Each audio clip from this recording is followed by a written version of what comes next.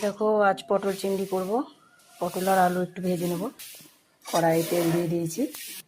এখানে বেগুন ভাপা করেছি, সজনে ডাঁটা সর্ষে দিয়ে করেছি, আর এখানে দেখো মুসুরির ডাল করেছি। পটলটা একটু ভেজে নেব ভালো করে।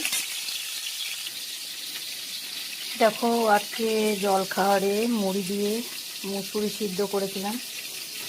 এটা আমাদের জমির মুসুরি, খাওয়া হয়ে গেছিল আর বাদ বাকি এটা আছে, রেখে দেবো।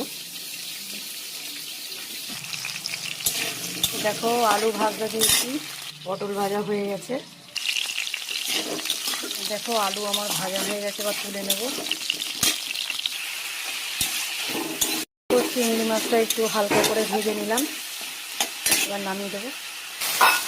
খুব মশলা দিয়ে দিলাম এর মধ্যে, কড়াইয়ের মধ্যে পেঁয়াজ, আদা, রসুন আর গোটা জিরে আর কাঁচা লঙ্কা পেস্ট করা ছিল দিয়ে দিলাম, কালো জিরে সম্বার দিয়ে। এবার লবণ হলুদ পরিমাণ মতন দিয়ে এবার ভালো করে এটা একটু মশলাটা ভেজে নেব। দেখো একটা টমেটো কেটে দিলাম। এবার একটু ভালো করে মশলাটা কষবো।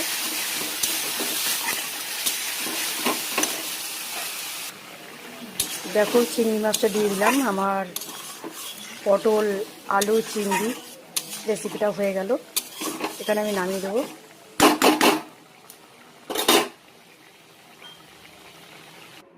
আমার আলু পটল চিংড়ি রেসিপিটা হয়ে গেছে। এখানে ব্লগটা শেষ করলাম। Bye bye.